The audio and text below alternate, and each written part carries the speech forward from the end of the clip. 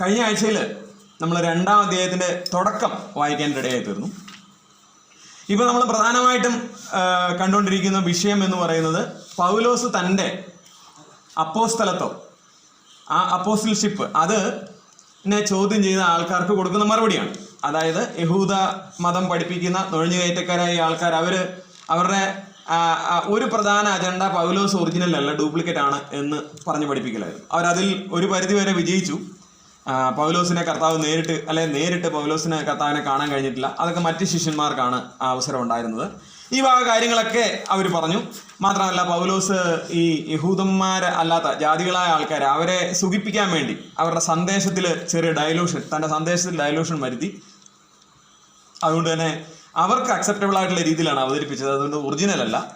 ഇങ്ങനെ അതായത് പൗലോസ് എന്ന വ്യക്തിയെക്കുറിച്ചും ആ സന്ദേശത്തെക്കുറിച്ചും അവർ വളരെയധികം തെറ്റിദ്ധാരണ പരത്തുന്നുണ്ടായിരുന്നു. അപ്പോൾ ഈ കാര്യത്തിന് മറുപടി പറയാനാണ് പൗലോസ് 1-ാം അധ്യായത്തിൻ്റെ 11-ാമത്തെ വാക്യം മുതൽ 2-ാം അധ്യായം വരെ അത്രയും ദീർഘമായ വാക്യങ്ങൾ ഈ ലേഖനത്തിൽ ഉപയോഗിക്കുന്നത്. നമ്മൾ അതിനെക്കുറിച്ച് അതിൻ്റെ തുടക്കം കണ്ടു. 3 രീതിയിലാണ് പൗലോസ് ഇതിനെ കൺഫ്രണ്ട് ചെയ്യുന്നത്, അതായത് ഇതിനെ എതിർക്കുന്നത്. ഒന്നാമത്തേത് തൻ്റെ അപ്പോസ്തലത്തെ സംബന്ധിച്ചിട്ടുള്ള ആ ശുശ്രൂഷ, ആ സന്ദേശം അത് തീർച്ചയായിട്ടും ദൈവം നേരിട്ട് തന്നതാണ്. അതിനായിട്ട് താൻ പറയുന്നത് പിന്നെ ഈ മറ്റ് അപ്പോസ്തലന്മാർ, ഇവിടെ നമ്മൾ കാലക്രമം അനുസരിച്ച് എഴുതിയിട്ടുണ്ട്, ഈ പത്രോസിനെ യാക്കോബിനെയൊക്കെ കാണുന്നതിന് മുമ്പ് തന്നെ ഈ സന്ദേശം തനിക്ക് കിട്ടിയിരുന്നു, താൻ അപ്പോസ്തലനായിരുന്നു. കർത്താവായ യേശുക്രിസ്തു, ഉയർത്തെഴുന്നേറ്റ കർത്താവായ യേശുക്രിസ്തു നേരിട്ട് പ്രത്യക്ഷപ്പെട്ട് തനിക്ക് ഈ വെളിപ്പാടുകൾ നൽകിയതാണ് എന്ന് താൻ ആവർത്തിച്ച് പറയുന്നത് നമുക്ക് കാണാനായിട്ട് സാധിക്കും. അപ്പം ആദ്യത്തെ തൻ്റെ പോയിന്റ് എന്ന് പറഞ്ഞാൽ, അല്ലെങ്കിൽ താൻ പ്രതിവാദം നടത്തുന്നത്, മറ്റ് അപ്പോസ്തലന്മാരെ കാണുന്നതിന് മുമ്പ് തന്നെ താൻ അപ്പോസ്തലനായിരുന്നു എന്നതാണ്. മാത്രമല്ല തൻ്റെ സുവിശേഷം അത് വേറെ ആരുടെയും പഠിപ്പിക്കലുകളിൽ നിന്ന് ലഭിച്ചതല്ല, പിന്നെ എവിടുന്ന് വന്നാണ്? അതിൻ്റെ ഒറിജിൻ, അത് ഡിവൈൻ ഒറിജിനാണ്, സ്വർഗത്തിൽ നിന്ന്, ദൈവത്തിൽ നിന്ന് നേരിട്ട് തനിക്ക് ലഭിച്ചതാണ്, ആ വെളിപ്പാടിനാൽ, ദർശനത്താൽ ലഭിച്ചതാണ് എന്നാണ്. അതെ, കർത്താവിനെ കണ്ടു. അതാണ് താൻ പറയുന്നത്. സാർ പറഞ്ഞ കാര്യം ശരിയാണ്. അപ്പോസ്തലത്വത്തിന്റെ ആ യോഗ്യതയിലെ ആ മാനദണ്ഡം പൗലോസിന്റെ കാര്യത്തിൽ തീർച്ചയായിട്ടും എന്ത് ചെയ്തു? നിർവഹിക്കപ്പെട്ടു. കർത്താവിനെ പൗലോസ് നേരിട്ട് കാണാനായിട്ട് ഇടയായി തീർന്നു. അപ്പൊ നമ്മൾ ആ കാര്യവുമായി ബന്ധപ്പെട്ട് പൗലോസിന്റെ ജീവിതത്തിലുണ്ടായ ആ വെളിപ്പാടിനെ സംബന്ധിച്ച് 4 കാര്യങ്ങൾ പറയാനിടയായി തീർന്നു കഴിഞ്ഞ ക്ലാസ്സിൽ. പെട്ടെന്ന് ഞാൻ ഹെഡിങ് മാത്രം പറഞ്ഞു. ഒന്ന്, പൗലോസിന്റെ റെവലേഷൻ, ദർശനം എന്നുള്ളതായിരുന്നു. അത് പൗലോസ് പറഞ്ഞു അത് കർത്താവായ യേശുക്രിസ്തു നേരിട്ട് നൽകിയാണ്. മാത്രമല്ല അതോടൊപ്പം തന്നെ താൻ ആ വാക്യങ്ങളിൽ വിശദീകരിക്കുന്ന 11 മുതലുള്ള വാക്യങ്ങൾ വിശദീകരിക്കുന്ന തന്റെ ചരിത്രം പറയുന്നത് ബിഫോർ കൺവേർഷൻ, അതായത് മാനസാന്തരത്തിന് മുമ്പ് താൻ ആരായിരുന്നു. AD 34 എന്താ ഇവിടെ നമ്മൾ എഴുതിയിരിക്കുന്നത്? ശൗൽ സഭയെ ഉപദ്രവിച്ച ഒരു ഒരു ഫെനാറ്റിക് പെർസിക്യൂട്ടർ, അതായത് ഞാൻ പ്രയോഗിച്ച വാക്ക്, അതായത് ഭ്രാന്തമായ ആവേശത്തോടെ സഭയെ കൊന്നുമുടിച്ചിരുന്ന, അല്ലെങ്കിൽ അതിനുവേണ്ടി തുനിഞ്ഞിരുന്ന ഒരു വ്യക്തിയായിരുന്നു. എന്നാൽ ആ ഇതിൽ നിന്ന് താൻ എന്ത് ചെയ്തു? നേരെ തിരിയാനായിട്ട് ഇടയായി തീർന്നു. പിന്നെ എന്താണ് സംഭവിച്ചത്? മാത്രമല്ല തൻ്റെ സമപ്രായക്കാരായ യഹൂദന്മാരേക്കാൾ ഈ യഹൂദ മാർഗത്തിൽ, ഈ മതത്തിൽ വളരെ അധികം മുതിർന്നു വന്നിരുന്നു. അതൊക്കെ വലിയൊരു ഒരു പ്രൈഡായിട്ട്, ഒരു അഭിമാനം ആയിട്ട്, അല്ലെങ്കിൽ ഒരു തരം അഹങ്കാരമായിട്ടായിരുന്നു പൗലോസ് കൊണ്ടു നടന്നിരുന്നത്. എന്നാൽ തൻ്റെ ജീവിതത്തിൽ ഒരു മാനസാന്തരം ഉണ്ടാകാനിടയായി തീർന്നു. ആ മാനസാന്തരം, ഇവൻസ് ഓഫ് പോൾസ് കൺവേർഷൻ, പൗലോസിന്റെ ജീവിതത്തിലെ മാനസാന്തരത്തിൽ പ്രത്യേകമായ ചില കാര്യങ്ങൾ സംഭവിച്ചു. അതിനെക്കുറിച്ച് നമ്മൾ വളരെ വിശദമായിട്ട് പഠിക്കുകയുണ്ടായി. ജനനം മുതൽ എന്നെ വേർതിരിച്ചു, അതാണ് പൗലോസ് പറഞ്ഞിരുന്ന പ്രയോഗം. മാത്രമല്ല തൻ്റെ പുത്രനെ കൃപയാൽ വിളിച്ചു. ദൈവം തൻ്റെ ജനനം മുതൽ വേർതിരിച്ചു, മാത്രമല്ല കൃപയാൽ വിളിച്ചു. തൻ്റെ പുത്രനെ പൗലോസിൽ വെളിപ്പെടുത്തുവാനായിട്ട് ഇച്ഛിച്ചു. നമ്മുടെ ഒക്കെ ജീവിതത്തിൽ ദൈവത്തിൻ്റെ രക്ഷാപ്രവൃത്തി എന്ന് പറയുന്നത് ഈ കാര്യങ്ങൾ ഉൾക്കൊണ്ടിട്ട് തന്നെയാണ് നമ്മളിലൂടെ ലോകത്തിന് കർത്താവിനെ വെളിപ്പെടുത്താൻ തക്കവണ്ണം തൻ്റെ കൃപയാൽ നമ്മളെ വിളിച്ചു. എപ്പോഴാണ്? ജനനം മുതൽ, അല്ലെങ്കിൽ എഫെസ്യ ലേഖനക്കാരൻ പറയാനനുസരിച്ചാണെങ്കിൽ ലോകസ്ഥാപനത്തിന് മുമ്പേ. അപ്പോൾ അത്രയും വലിയ ആ വിളി അവിടെ ഉണ്ടായിരുന്നു. മാത്രമല്ല തൻ്റെ ഈ മാനസാന്തരത്തിന് ശേഷം എന്താ സംഭവിച്ചത്? നമുക്കറിയാം, ജീവിതത്തിൽ യേശുക്രിസ്തുവിൽ വിശ്വസിക്കുക എന്ന് പറയുന്നത് ഒരു വലിയ കാര്യമല്ല, അല്ലെങ്കിൽ രക്ഷിക്കപ്പെടാൻ ഇടയായി തീരുക ഭയങ്കര ഭാഗ്യമാണ്. ദൈവത്തിന്റെ കൃപയല്ലാതെ വേറൊന്നും അത് പറയാനായിട്ട് കഴിയത്തില്ല. എന്നാൽ അതിനനുസരിച്ച്, ആ വിളിക്ക് അനുസരിച്ചുള്ള ഒരു ജീവിതം, അതിനനുസരിച്ചുള്ള ഒരു വ്യത്യാസം, വിശ്വാസം അതിൻ്റെ പൂർണ്ണമായ അർത്ഥത്തിൽ പ്രവൃത്തിയിലാക്കി കാണിക്കുക എന്ന് പറയുന്നത് ഒട്ടും എളുപ്പമുള്ള കാര്യമില്ല. അത് ദൈവത്തിന്റെ കൃപയാൽ, അതും ദൈവത്തിന്റെ കൃപയാൽ മാത്രമേ സാധിക്കത്തുള്ളൂ. പൗലോസ് തന്റെ ആ ഓട്ടോബയോഗ്രഫി, തന്റെ ജീവിത കഥയും ആത്മകഥയുമായി ബന്ധപ്പെട്ട് പറയുകയാണ്, എന്റെ ഈ മാനസാന്തരത്തിന് ശേഷവും ചില സംഭവങ്ങളുണ്ടായി. എന്തൊക്കെയായിരുന്നത്? അത് നമ്മൾ വിശദമായിട്ട് ചിന്തിച്ചാണ്. ഇവിടെ എഴുതിയിട്ടുണ്ട്. താൻ ഉടനെ തന്നെ പോയത് എങ്ങോട്ടാണ്? അറബിയിലേക്കാണ്. അവിടെ ഒന്നും ഈ മറ്റുള്ളവരുടെ ആരുടെ ഇൻഫ്ലുവൻസ് ഇല്ല എന്ന് പൂർണ്ണമായിട്ട് ഉറപ്പിച്ച് തറപ്പിച്ച് പറയുകയാണ്. വീണ്ടും അവിടെ ഒരു 3 വർഷക്കാലം തീർച്ചയായിട്ടും ആ സമയം ദൈവം തീർച്ചയായിട്ടും തുടർമാനമായിട്ട് കർത്താവ് പൗലോസിനോട് ഇടപെട്ടിട്ടുണ്ടാവും. ഈ തന്റെ സുവിശേഷത്തിന്റെ, അങ്ങനെ തന്നെ പൗലോസ് പറയുന്നുണ്ട്, എന്റെ സുവിശേഷം എന്ന് പറഞ്ഞാൽ അത് പൗലോസിന്റെ സുവിശേഷം അല്ല, കർത്താവ് നൽകിയ ആ സുവിശേഷം, അല്ലെങ്കിൽ ദൈവത്തിന്റെ പ്രത്യേകമായ ദർശനമായ അരുളപ്പാട്, അതിന്റെ പൂർണ്ണമായ വെളിപ്പെടുത്തലുകൾ ഈ വർഷങ്ങൾ കൊണ്ടായിരിക്കാം തനിക്ക് ലഭിച്ചത്. ആ സമയത്ത് താൻ അവിടെ പ്രവർത്തിക്കുകയും അല്ലെങ്കിൽ പ്രസംഗിക്കുകയും ചെയ്തിരുന്നു. മാത്രമല്ല അതിന്റെ എല്ലാം ശേഷമാണ് പിന്നീട് യെരുശലേമിലേക്ക് ഒരു സന്ദർശനം ചുരുങ്ങിയ ദിവസത്തേക്ക് നടന്നുള്ളൂ. ആ സമയത്ത് യവന ഭാഷക്കാരായ യഹൂദന്മാര് ഒരു കലാപം അവിടെ ഉണ്ടാക്കി. അതിന്റെ പേരിൽ പൗലോസിനെ എന്ത് ചെയ്തു? അവര് രാത്രിഗ്രാമാനം അവിടെ നിന്ന് കടത്തുവാനായിട്ട്, അല്ലെങ്കിൽ ജീവൻ അപകടത്തിലായിരുന്നു, അങ്ങനെ മാറ്റുവാനായിട്ട് ഇടയായി തീർന്നു. ഇതിന്റെ അവസാനം സംഭവിക്കുന്ന ഏറ്റവും വലിയൊരു കാര്യം എന്ന് പറയുന്നത്, പിന്നീട് പൗലോസ് 10 വർഷം എവിടെയാണ്? സിറിയ കിലിക്കിയല, 10 years, വലിയൊരു കാലാവധി. ഈ സമയത്തേക്കിന് ഈ ആക്ടിവിസ്റ്റായ അല്ലെങ്കിൽ ഇത്ര തീവ്രവാദിയായ പൗലോസിനെയൊക്കെ ആൾക്കാർ മറന്നു. പ്രത്യേകിച്ച് ഈ യഹൂദയിലുള്ള വിശ്വാസികൾ, അവരുടെ ജീവിതത്തിൽ സംഭവിച്ചൊരു കാര്യം, അവരിൽ പലരും പൗലോസിനെ കുറിച്ച് കേട്ടിട്ട് മാത്രമേ ഉള്ളൂ, 1-2 വാക്കുകൾ കണ്ടിട്ട് പോലുമില്ല. അവർക്കൊക്കെ ഒരു കാര്യം അറിയാം, ഒരിക്കൽ തീവ്രവാദിയായിട്ട് ഈ മാർഗത്തെ മുടിക്കാൻ നടന്ന ആളെ ദൈവം ഉപയോഗിച്ചു. ഇപ്പൊ അദ്ദേഹം എന്ത് ചെയ്യാണ്? കർത്താവിന്റെ സുവിശേഷം മറ്റുള്ളവരോട് പ്രസംഗിക്കുകയാണ്. അത് കേട്ടിട്ട് അവരെന്താ ചെയ്യുന്നതാണ്? നമ്മൾ പഠിച്ചതാണ്. താൻ പ്രസംഗിക്കുന്നു, വിശ്വാസത്തെ പ്രസംഗിക്കുന്നു എന്ന് കേട്ട് ദൈവത്തെ മഹത്വപ്പെടുത്തി. നമ്മളെക്കുറിച്ചും മറ്റുള്ളവർ ചെയ്യേണ്ടതായ അല്ലെങ്കിൽ ജീവിതത്തിൽ ഉണ്ടാകേണ്ടതായ ഏറ്റവും വലിയൊരു കാര്യം ഇതാണ്. നമ്മുടെ രൂപാന്തരം കണ്ട് മറ്റുള്ളവർ ദൈവത്തെ മഹത്വപ്പെടുത്താൻ ഇടയാക്കിക്കണം. അത് വലിയൊരു ക്വസ്റ്റ്യനാണ്. രക്ഷിക്കപ്പെട്ട് കഴിഞ്ഞതിന് ശേഷം പിന്നെയും ആ പഴയപടി തന്നെയാണോ നമ്മുടെ പ്രവൃത്തിയും ഇടപാടും നമ്മുടെ ആ സ്വഭാവവും ഇതൊക്കെ പരിശോധിക്കാൻ ഇടയാക്കിക്കണം. നമ്മൾ രക്ഷിക്കപ്പെടുന്നതിന് മുമ്പ് ചെയ്തിരുന്ന ആ പാപങ്ങളും അതുപോലെയുള്ള നമ്മുടെ തന്നിഷ്ടങ്ങളും ധാർഷ്ട്യങ്ങളും അതെല്ലാം അതേ നിലയിൽ തുടരുന്നുണ്ടോ? അങ്ങനെയാണെങ്കിൽ ഈ നമ്മുടെ ജീവിതം കൊണ്ട് ഒരിക്കലും കർത്താവിനെ വെളിപ്പെടുത്താൻ കഴിയത്തില്ല. ആ ജീവിതത്തിൽ ഒരു രൂപാന്തരം മറ്റുള്ളവർക്ക് ദർശിക്കുവാനായിട്ട് സാധിക്കത്തില്ല. കർത്താവ് നമ്മളെ സഹായിക്കട്ടെ. നമുക്ക് കഴിഞ്ഞ ആഴ്ച നമ്മൾ വായിച്ചു തുടങ്ങിയതാണ് ഈ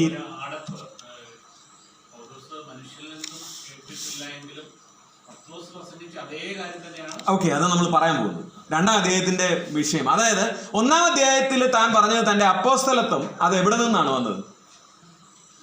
ദൈവത്തിൽ നിന്നാണ് വന്നത്. അല്ലെങ്കിൽ തന്റെ സന്ദേശം അതിന്റെ ഉറവിടം എവിടെയാണ്? ഉറവിടം എവിടെ നിന്നാണ്? അപ്പോസ്തലത്വം ദൈവത്തിൽ നിന്നാണ്, അല്ലെ കർത്താവിൽ നിന്നാണ്.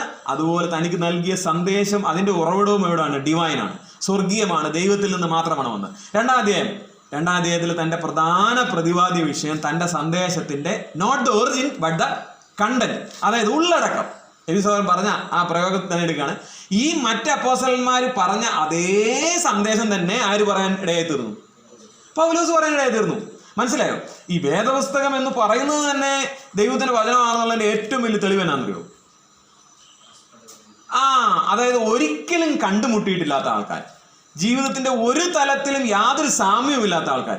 അതിനെക്കുറിച്ച് ഉള്ള കണക്കിതാണ്. 1500ഓളം വർഷങ്ങൾ എടുത്തിട്ട്, 1600 വർഷങ്ങൾ എടുത്തിട്ട് 40ഓളം എഴുത്തുകാർ ലോകത്തിന്റെ വിവിധ സ്ഥലങ്ങളിൽ ഇരുന്ന് വിവിധ പ്രൊഫൈലുള്ളവര് ഇരുന്ന് എഴുതിയത് നമ്മൾ വായിച്ചു നോക്കുമ്പോൾ ഒന്നിന്റെ ബാക്കി കൃത്യമായിട്ട് എഴുതി വളരെ അടുക്കും ചിട്ടയുമായിട്ട് ഈ പുസ്തകം അല്ലെങ്കിൽ ഈ പുസ്തകത്തിന്റെ കൂട്ടം അവതരിപ്പിക്കപ്പെട്ടിരിക്കുന്നു. അതിന്റെ അർത്ഥം ഇതിന്റെ എഴുത്തുകാരൻ അവരല്ല, മറിച്ച് ആരാണ്? ദൈവത്തിന്റെ പരിശുദ്ധാത്മാവാണ് എന്നുള്ളതാണ്. ഞാൻ സന്ദർഭവശാൽ പറഞ്ഞു എന്ന് മാത്രമേ ഉള്ളൂ. ഈ സുവിശേഷം പത്രോസിന്റേതല്ല, പൗലോസിന്റേതല്ല, യോഹന്നാന്റേതല്ല. പിന്നെ എവിടുത്തെയാണ്? ദൈവത്തിന്റെയാണ്, കർത്താവിന്റെയാണ്. ഇത് ഡിവൈനാണ്, സ്വർഗീയമാണ്. അതാണ് ഈ പറയുന്ന കാര്യങ്ങളിലൂടെ എല്ലാം നമുക്ക് മനസ്സിലാക്കാനായിട്ട് സാധിക്കുന്ന കാര്യം. നമുക്ക് 2-ാം അധ്യായത്തിന്റെ 1 മുതൽ 10 വരെയുള്ള വാക്യങ്ങൾ ഒന്ന് വായിക്കാം. 14 ആണ്ട് കഴിഞ്ഞിട്ട് ഞാൻ നിർമ്മാണവാസമായ തീത്തോസിനെയും കൂട്ടിക്കൊണ്ട് വീണ്ടും യെരുശലേമിലേക്ക് പോയി. ഞാനൊരു വെളിപ്പാട് അനുസരിച്ച് അത്രേ പോയത്. ഞാൻ ഓടിയതോ വെറുതെ എന്ന് വരാതിരിപ്പാൻ ഞാൻ ജാതിയുടെ ഇടയിൽ പ്രസംഗിക്കുന്ന സുവിശേഷം അവരോട് വിശേഷാൽ പ്രമാണികളോടും വിവരിച്ചു. എൻ്റെ കൂടെയുള്ള തീത്തോസ് യവനൻ എങ്കിലും പരിച്ഛേദന ഏൽപ്പാൻ അവനെ ആരും നിർബന്ധിച്ചില്ല. അതോ നുഴഞ്ഞു വന്ന കള്ള സഹോദരന്മാർ നിമിത്തമായിരുന്നു അവർ നമ്മെ അടിമപ്പെടുത്തേണ്ടതിന് ക്രിസ്തുയേശുവിൽ നമുക്കുള്ള സ്വാതന്ത്ര്യം ഒറ്റുനോക്കുവാൻ നുഴഞ്ഞു വന്നിരുന്നു. സുവിശേഷത്തിന്റെ സത്യം നിങ്ങളോടുകൂടെ നിലനിൽക്കേണ്ടതിന് ഞങ്ങൾ അവർക്ക് ഒരു നാഴിക പോലും വഴങ്ങിക്കൊടുത്തില്ല. പ്രമാണികളായവരോ അവർ പണ്ട് എങ്ങനെയുള്ളവർ ആയിരുന്നാലും എനിക്ക് ഏതുമില്ല. ദൈവം മനുഷ്യന്റെ മുഖം നോക്കുന്നില്ല. പ്രമാണികൾ എനിക്ക് ഒന്നും ഗ്രഹിപ്പിച്ചു തന്നിട്ടില്ല. നേരെ മറിച്ച് പരിച്ഛേദനയുടെ അപ്പോസ്തലനായി പത്രോസിനോട് കൂടെ വ്യാപരിച്ചവൻ ജാതികൾക്കായി എന്നോട് കൂടെയും വ്യാപരിച്ചത് കൊണ്ട് പത്രോസിനും പരിച്ഛേദനക്കാരുടെ ഇടയിലെ സുവിശേഷ ഘോഷണം എന്ന പോലെ എനിക്ക് നഗരജന്മക്കാരുടെ ഇടയിലെ സുവിശേഷ ഘോഷണം പരിഗണിപ്പിച്ചിരിക്കുന്നു എന്നു കണ്ടും എനിക്ക് ലഭിച്ച കൃപ അറിഞ്ഞും കൊണ്ടും തൂണുകളായി എണ്ണപ്പെട്ടിരുന്ന യാക്കോബും കേഫാവും യോഹന്നാനും ഞങ്ങൾ ജാതികളുടെ ഇടയിലും അവർ പരിച്ഛേദനക്കാരുടെ ഇടയിലും സുവിശേഷം അറിയിപ്പാൻ തക്കവണ്ണം എനിക്കും ബർന്നബാസിനും കൂട്ടായ്മയുടെ വലങ്കൈ തന്നു. ദരിദ്രരെ ഞങ്ങൾ ഓർത്തുകൊള്ളണം എന്ന് മാത്രം അവർ പറഞ്ഞു. അങ്ങനെ ചെയ്യുവാൻ ഞാൻ ഉത്സാഹിച്ചുമിരിക്കുന്നു. നമ്മൾ വായിച്ച ഈ 10 വാക്യങ്ങളിൽ നിന്ന് വളരെ നമുക്ക് അധികം കാര്യങ്ങൾ ചിന്തിക്കാനായിട്ടുണ്ട്.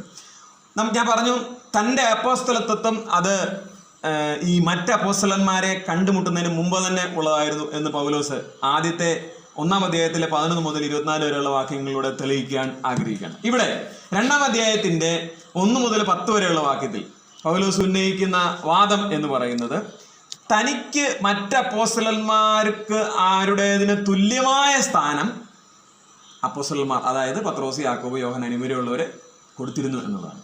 അത് ഇവരോട് പറയുകയാണ്, താൻ വാദിച്ച് അല്ലെങ്കിൽ താൻ അത് തെളിയിച്ച് പറയുകയാണ് ഈ നുഴഞ്ഞുകയറ്റക്കാരോട്.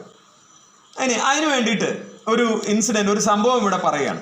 തൻ്റെ ഈ സന്ദേശം സ്വർഗീയമായതുകൊണ്ടാണ്, അവരുടേതിൽ നിന്ന് യാതൊരു വ്യത്യാസവുമില്ലാത്ത സന്ദേശമാണ് എന്നുള്ളത് കൊണ്ടാണ് അവർക്ക് ആ കാര്യം ചെയ്യാനായിട്ട് ഇടയായിത്തീർന്നത്.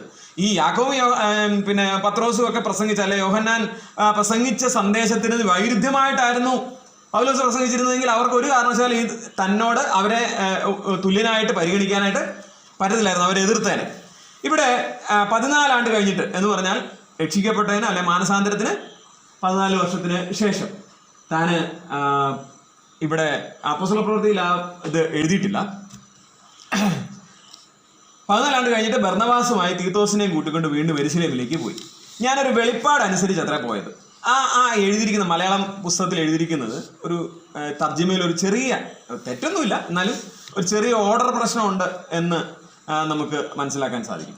സത്യത്തിൽ ഇത് കഴിഞ്ഞിട്ട് വരേണ്ട സെന്റൻസ് ഏതാണെന്നറിയോ? ഒരു വെളിപ്പാട് അനുസരിച്ച് അത്ര പോയത്. അത് കഴിഞ്ഞ് വരേണ്ടത് അതോ നുഴഞ്ഞു വന്ന 4-ാം വാക്യം, നുഴഞ്ഞു വന്ന കള്ള സഹോദരന്മാർ നിമിത്തമായിരുന്നു. അവർ നമ്മെ അടിമപ്പെടുത്തേണ്ടതിന് ക്രിസ്തുയേശുവിൽ നമുക്കുള്ള സ്വാതന്ത്ര്യം ഒറ്റുനോക്കുവാൻ വന്നിരുന്നു. മനസ്സിലായി? ആ ഓർഡർ അങ്ങനെ വായിക്കാം. അപ്പൊ നമുക്ക് കുറച്ചുകൂടെ കൂടുതലായിട്ട് ആശയം മനസ്സിലാവും. അത് അങ്ങനെ അവര് ഒറ്റുനോക്കാനായിട്ട് വന്ന് സ്വാതന്ത്ര്യം ഒറ്റുനോക്കാനായിട്ട് വന്നിരുന്നു. ഇത് ആണ് പൗലോസിനൊരു വെളിപ്പാടായിട്ട് ഉണ്ടായി. അതനുസരിച്ചാണ് പോയത്. ഈ പ്രസംഗിക്കുന്ന സുവിശേഷം അവരോട് അതുകൊണ്ട് എന്ത് ചെയ്തു? പൗലോസും ബർന്നബാസും അവര് പ്രമാണികൾ എന്ന് പറഞ്ഞാൽ ലീഡേഴ്സ് എന്നേ അർത്ഥമുള്ളൂ. അവരോട്, പ്രത്യേകിച്ച് അവിടുത്തെ പ്രമാണികൾ ആരാ? പത്രോസ്, യാക്കോബ്, യോഹന്നാൻ ഇവരൊക്കെയാണ്. അവരോട് വിവരിച്ചു പറഞ്ഞു, ഇങ്ങനെ വേണം അത് വായിക്കാനായിട്ട്.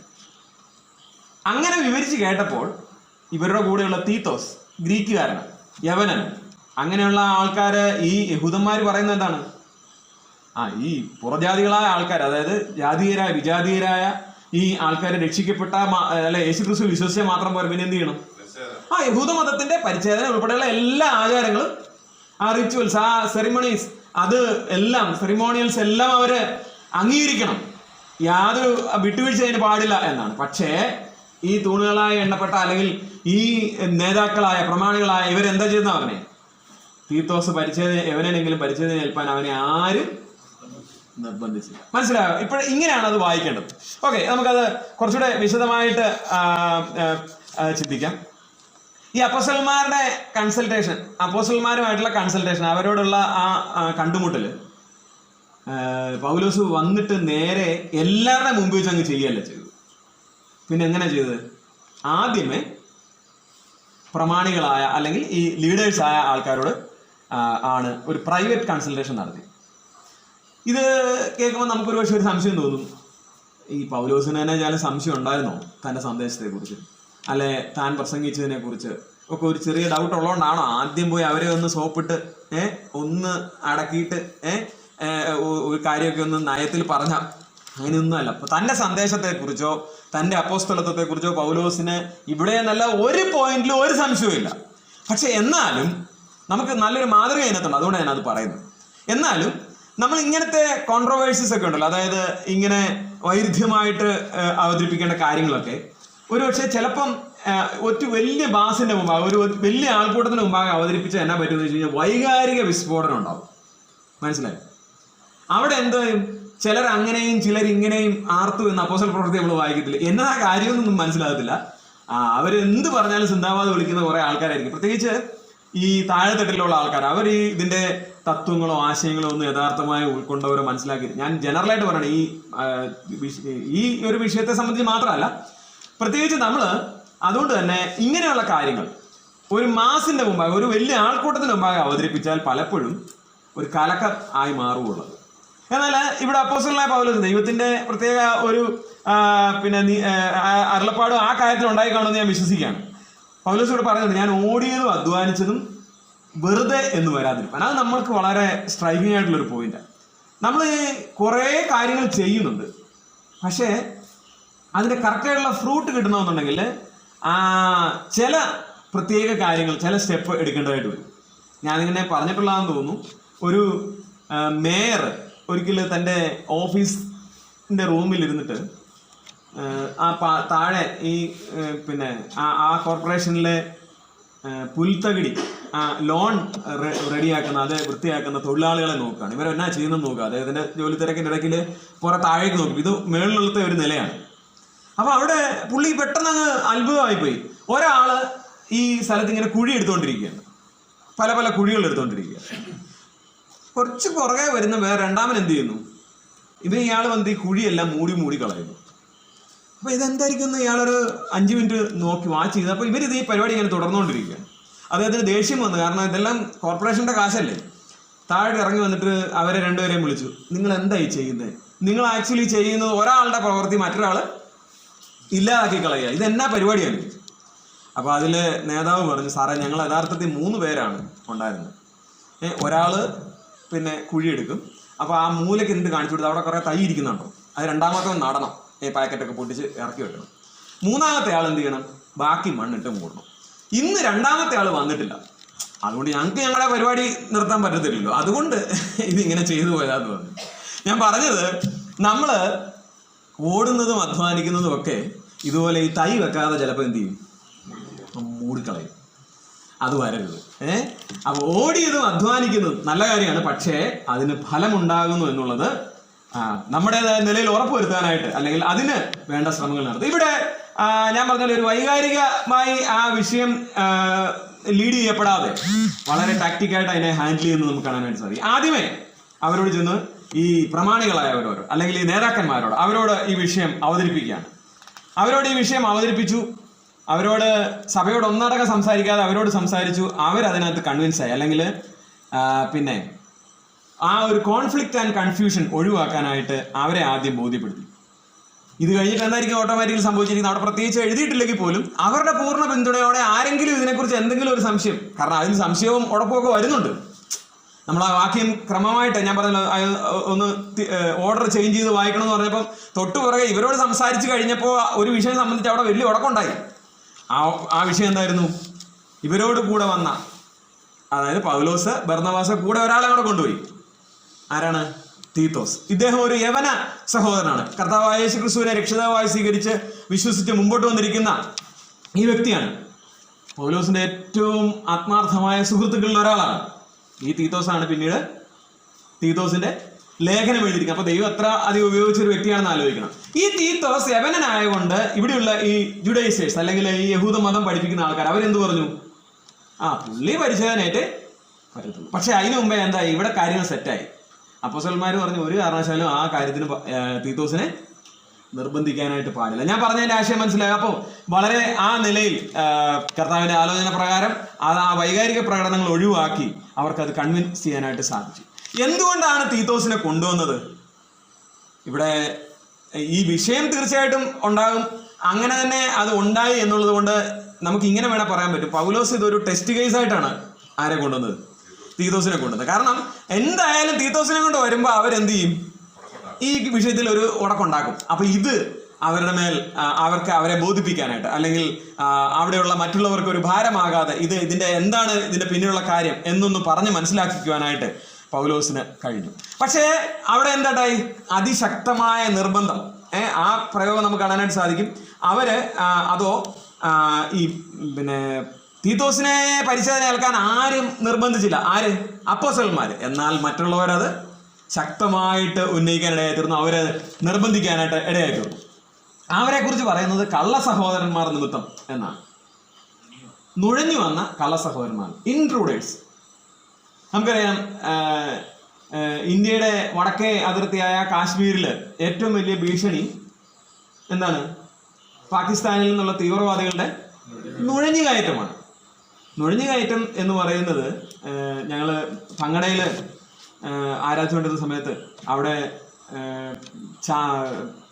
ചാർലി ഡോക്ടറുടെ അനിയൻ ഡെന്നിസ്, അദ്ദേഹം ഈ മിലിറ്ററിയിലെ ഡോക്ടറാണ്. നിങ്ങൾക്കൊക്കെ അറിയായിരിക്കും, പുത്തമ്പുറത്തുള്ള അപ്പച്ചൻ്റെ മോനാണ്. ആ ഡെന്നിസ് വന്നിട്ട് ഈ കഥ പറയുമായിരുന്നു. അദ്ദേഹം കാർഗിലിലുണ്ടായിരുന്നു ആ സമയം. നുഴഞ്ഞുകയറ്റക്കാർ അവരെ എങ്ങനെ പ്രതിരോധിക്കുന്നു എന്നുള്ളത്.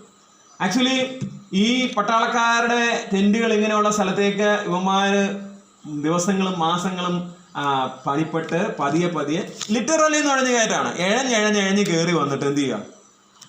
ഇതിനകത്ത് കൊണ്ടുവന്ന് ബോംബിടുക, അല്ലെങ്കിൽ പാത്തിരുന്ന് വെടിവെക്കുക. ഇങ്ങനത്തെ സൈൻ. ഇതില് ഏതെങ്കിലും ഒരു ഉയർന്ന സ്ഥലത്തെ ഒരു പോസ്റ്റ് അവർ പിടിച്ചു കഴിഞ്ഞാൽ പിന്നെ ഒരു രക്ഷയില്ല. പിന്നെ അവിടേക്ക് നമ്മുടെ സൈന്യം ചെല്ലണമെങ്കിൽ അക്ഷരാർത്ഥത്തിൽ ചത്താണ് അവിടെ ചെല്ലുന്നതാണ്. നമ്മുടെ രാജ്യത്തിന്റെ സുരക്ഷ, അല്ലെങ്കിൽ അതിനുവേണ്ടി സൈനികർ നൽകുന്ന വില, ഇതൊക്കെ ഇടയ്ക്ക് ഓർക്കുന്നത് നന്നായിരിക്കും. കർത്താവ് നമുക്ക് ഈ സ്ഥലത്ത്, അല്ലെങ്കിൽ നമ്മുടെ ഈ ഏരിയയിൽ ഇങ്ങനെയുള്ള പ്രശ്നങ്ങളൊന്നും ഇല്ലാതെ വളരെ സമാധാനം തന്നിരിക്കുന്നു എന്നുള്ളതും നന്ദിയോടെ ഓർത്ത് കർത്താവിനെ മഹത്വപ്പെടുത്താനുള്ള വിഷയമാണ്. ഞാൻ പറഞ്ഞു വന്നത് കള്ള സഹോദരന്മാർ അല്ലെങ്കിൽ നുഴഞ്ഞുകയറ്റക്കാർ എന്നുള്ളതാണ്. ഈ നുഴഞ്ഞുകയറ്റക്കാരെ ആത്യന്തികമായിട്ടും അവരെ തോൽപ്പിച്ച പൗലോസിന്റെ നിലപാട് വിജയം കാണാൻ ഇടയായിരുന്നു. പക്ഷേ ഇതത്ര എളുപ്പമല്ല. ഇത് വളരെ പ്രയാസപ്പെട്ട ഒരു ദൗത്യമായിരുന്നു. ഞാനിപ്പോൾ പറഞ്ഞ പോലെ ഈ ഭീകരവാദികളെ തുരത്തുന്നത് പോലെ, അല്ലെ അതിനേക്കാൾ അപ്പുറമായിട്ടുള്ള ഒരു വലിയ എഫേർട്ട് വേണ്ട ഒരു ശ്രമകരമായ ഒരു അധ്വാനം ഇതിന്റെ പിന്നിൽ ഉണ്ടായിരുന്നു എന്ന് കാണാനായിട്ട് സാധിക്കും. നമ്മളിപ്പോൾ ഇവിടെ പെട്ടെന്ന് ആ വാക്യം വായിക്കുമ്പം പൗലോസ് തീത്തോസിനെ കൊണ്ടുവന്നു, ആദ്യം പ്രമാണികളോട് പറഞ്ഞു, അവർക്ക് ആ കാര്യം ബോധ്യപ്പെട്ടു. ഓക്കെ, പൗലോസ് വിജയിച്ചു, അല്ലെങ്കിൽ തന്റെ നിലപാടുകൾ ശരിയാണെന്ന് അവർ അംഗീകരിച്ചു. ഓക്കെ, അങ്ങനെയൊന്നും ആയിരുന്നില്ല. ഇവിടെ ചുരുക്കം വാക്യങ്ങളിൽ അത് പറഞ്ഞിരിക്കുന്നെങ്കിലും താൻ ശക്തമായ എതിർപ്പ് അതിന് നേരിട്ടിരുന്നു എന്നാണ് നമുക്ക് കാണാനായിട്ട് സാധിക്കുന്നത്. അവര് സ്ട്രോങ്ലി ഇൻസിസ്റ്റഡ്, ഈ ഫോൾസ് ടീച്ചേഴ്സ്. എന്താണ്? സർക്കംസിഷൻ ഇസ് നീഡഡ്, പരിച്ഛേദന എന്ന് പറയുന്ന ആവശ്യമാണ്. അതവര് തീർച്ചയായിട്ടും പിന്നെ വാദിച്ച് തർക്കിച്ച് ആ കാര്യത്തിന് വേണ്ടി നിലനിന്നു. അവരുടെ ഉദ്ദേശം എന്ന് പറയുന്നത് രണ്ട് നിലയിലായിരുന്നു. അതിവിടെ എഴുതിയിട്ടുണ്ട്. എന്തൊക്കെയാണെന്നറിയോ? ഒന്ന്, അവര് ക്രിസ്തുയേശുവിൽ നമുക്കുള്ള സ്വാതന്ത്ര്യം ഉറ്റുനോക്കാൻ വന്നിരിക്കും. രണ്ട്, അവര് നമ്മളെ അടിമകളാക്കാൻ ഉദ്ദേശിക്കുന്നു. അപ്പൊ ഈ ടു ഫോൾഡ് ഉദ്ദേശം, രണ്ട് നിലയിലുള്ള അവരുടെ ഈ പെനിട്രേറ്റേഴ്സിന്റെ, ഈ നുഴഞ്ഞുകയറ്റക്കാരുടെ ഉദ്ദേശം ഒന്നെന്ന് പറയുന്നത് to spy on the freedom we have in Christ. കർത്താവായ യേശു ക്രിസ്തുവിലൂടെ നമുക്ക് ദൈവം നൽകിയിട്ടുള്ള സ്വാതന്ത്ര്യത്തെ ഒറ്റുനോക്കുക. രണ്ട്, they intend to make Christian slaves. അവര് ക്രിസ്ത്യാനികളെ, അല്ലെ വിശ്വാസികളെ അടിമകളാക്കാനായിട്ട് അവര് വ്യഗ്രതപ്പെട്ടിരുന്നു എന്നുള്ളതാണ്. നമ്മളിവിടെ ഈ ലാക്കാട്ടൂര് 2025 ആണ്ടിൽ ഇരുന്നുകൊണ്ട് ഇത് പഠിക്കുമ്പോൾ നമുക്കിത് വലിയ പ്രശ്നമൊന്നുമില്ല എന്നൊരു ചിന്ത ഉണ്ടായേക്കാം. ഇവിടെ ഇപ്പോൾ പ്രത്യേകിച്ച് നുഴഞ്ഞുകയറ്റക്കാരില്ല. നമ്മളാണെങ്കിൽ ബ്രദറൻ ഗോളത്തിൽ നിൽക്കുന്നുണ്ട് ഉപദേശം അതിൻ്റെ പക്ക ഫോമിൽ നമുക്കറിയാൻ മേലേലും നമ്മൾ ആരൊക്കെയോ അറിയാവുന്നവരുണ്ടായിരുന്നു എന്ന് പറഞ്ഞ് ഇങ്ങനെ അഭിമാനിച്ച് നടക്കുകയാണ്. ഈ കാലത്ത് ഇവിടെ ഇരുന്നുകൊണ്ട് ഇത് പഠിക്കേണ്ട ആവശ്യമില്ല.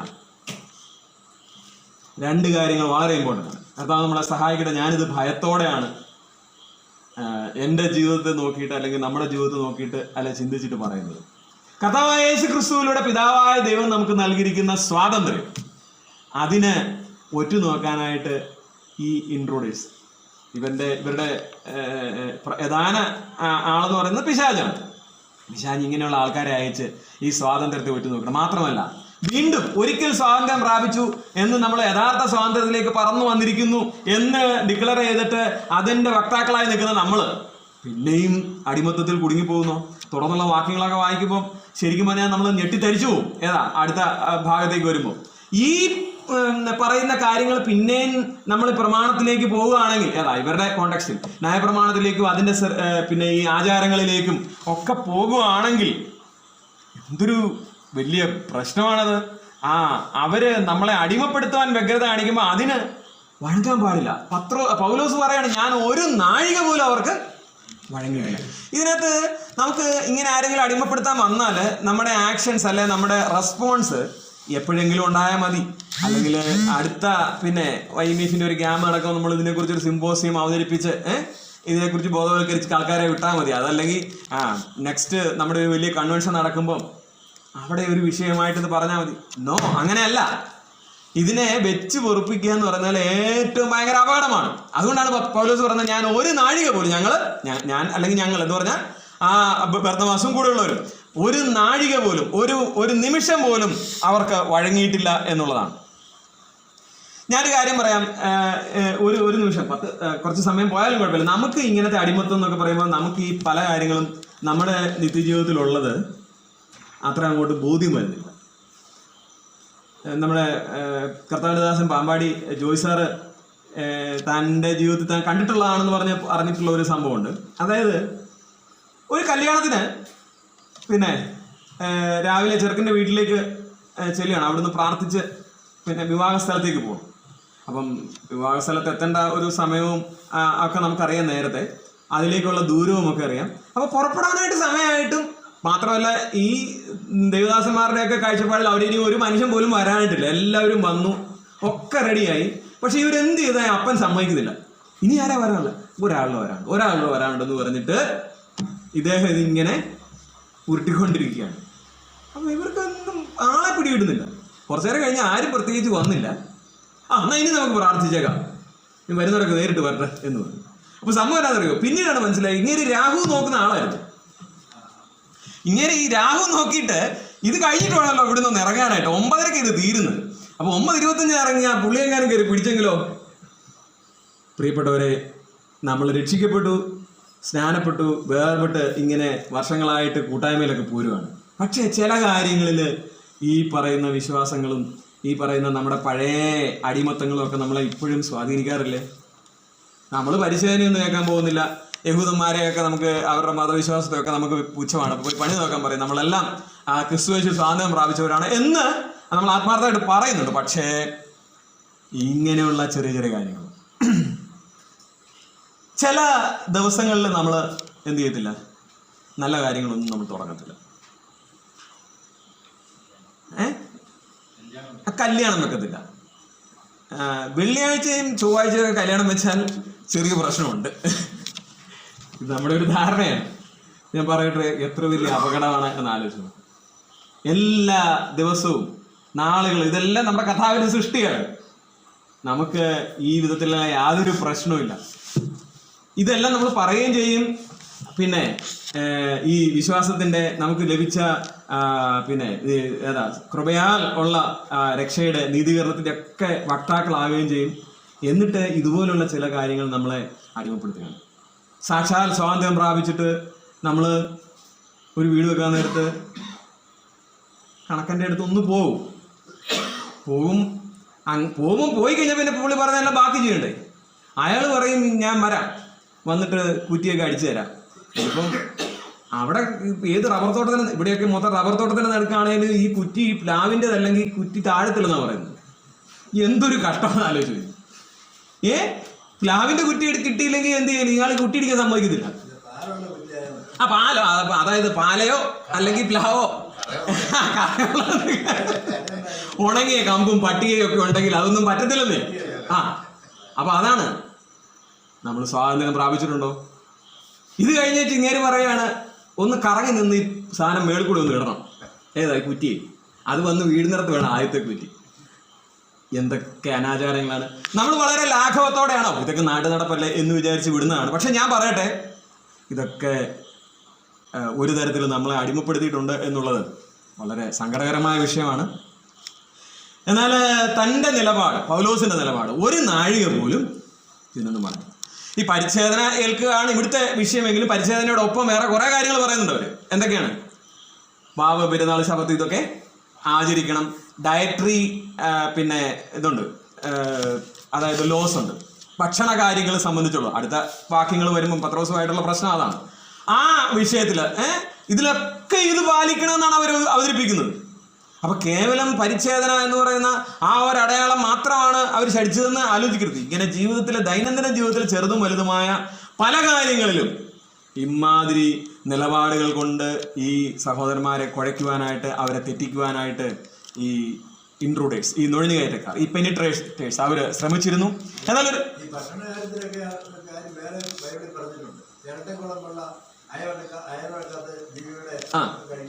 അത് ആരോടാ പറഞ്ഞേ?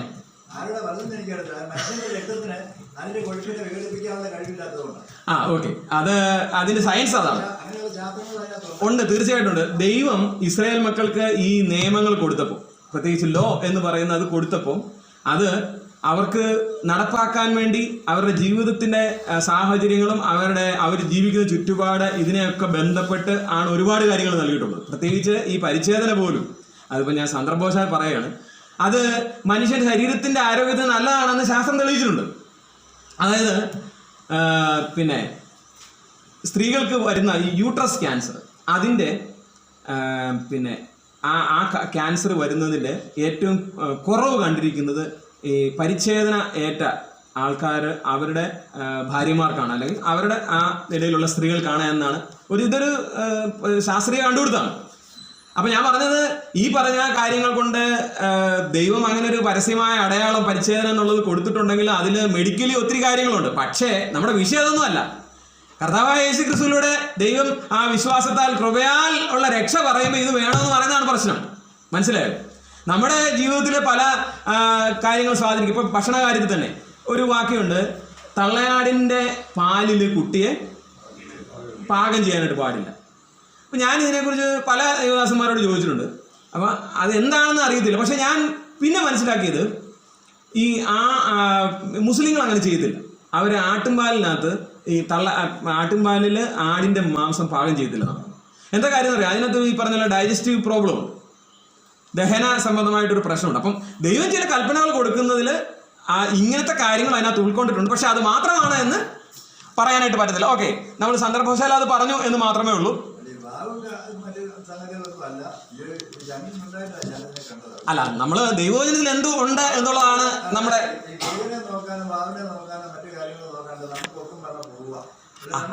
അങ്ങനെയല്ലല്ലോ നമ്മൾ ചെയ്യുന്നത്. നമ്മുടെ പല ആൾക്കാരും നമ്മൾ ഈ പറയുന്ന അതിമഹത്തായ വിശ്വാസം പറയുകയും അത് നമ്മൾ അനുഭവിക്കുന്നു എന്ന് പറയുകയും ചെയ്തിട്ട് ഇതും കൂടെ കാണിക്കുന്നുണ്ട്. ഇതാണ് അടിമത്തം എന്നാണ് ഞാൻ പറഞ്ഞത്. അപ്പൊ നമ്മുടെ വിഷയം എന്താണ്? അതിൽ നിന്ന് വ്യതിചലിക്കാൻ പാടില്ല.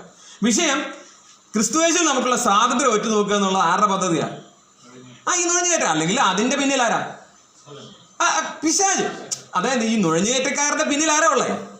സാത്താന്റെ തന്ത്രമാണ് കർത്താവായ യേശു ക്രിസ്തുവിലൂടെ ദൈവം നമ്മുടെ ജീവിതത്തിൽ നൽകിക്കുന്ന ഈ സ്വാതന്ത്ര്യത്തിന്റെ അകത്ത് കരട് ഉണ്ടാക്കുക. അതായത് ആ സ്വാതന്ത്ര്യം അതിനെ 100% ആസ്വദിക്കാനാണ് ദൈവം നമുക്ക് അവസരം തന്നിരിക്കുന്നത്. പക്ഷേ 99% ആക്കിയാൽ പോലും പിശാചിന്റെ ചെറിയ വിജയമാണ്. അതുപോലെ തന്നെ നമുക്ക് ലഭിച്ചിരിക്കുന്ന ഈ സ്വാതന്ത്ര്യം അതിന്റെ പൂർണ്ണമായ തോതിൽ ആസ്വദിക്കുന്നതിന് പകരം വീണ്ടും നമ്മളെ അടിമത്തത്തിലേക്ക് കൊണ്ടുവരിക. ഇത് വളരെ ഗുരുതരമായ ഒരു പ്രശ്നമാണ്. പിശാച് അതിന് ശ്രമിക്കുകയാണ്. ഞാൻ പെട്ടെന്ന് ഇന്ന് നമ്മുടെ വിഷയം അധികം മുമ്പോട്ട് പോകാനായിട്ട് പറ്റുന്നില്ല. എങ്കിലും ചില ഈ തരത്തിലുള്ള നുഴഞ്ഞുകയറ്റം എല്ലാം ആണ് ഒന്നാമത്തെ അധ്യായത്തിൽ പറഞ്ഞിരിക്കുന്ന വേറൊരു സുവിശേഷം എന്ന് പറയുന്നത്, ഫോൾസ് ഗോസ്പൽ എന്ന് പറയുന്നതിന്റെ വിശദീകരണങ്ങളാണ് ഈ പറയുന്നത്. നമുക്കറിയാം, ഇപ്പം നമ്മുടെ നാട്ടിൽ അല്ലെങ്കിൽ നമ്മുടെ സമൂഹത്തിൽ നമ്മുടെ ഇവിടെയൊക്കെ പ്രചരിക്കുന്ന കുറെ അധികം ഇതുപോലത്തെ പുതിയ സുവിശേഷങ്ങളുണ്ട്. അതിനെക്കുറിച്ച് 1-2 വാക്കുകൾ പറയണം എന്ന് ഞാൻ ആഗ്രഹിക്കുകയാണ്. ഇനിയുള്ള ദിവസങ്ങളിലൊക്കെ അതിൻ്റെ ബാക്കി കുറേ കാര്യങ്ങൾ പറയണം എന്ന് ആഗ്രഹിക്കുന്നു. കാരണം ഈ ഉപദേശം വിശദീകരിക്കുന്ന അടുത്തടുത്ത അധ്യായങ്ങളിലൊക്കെ ഇതുണ്ട്.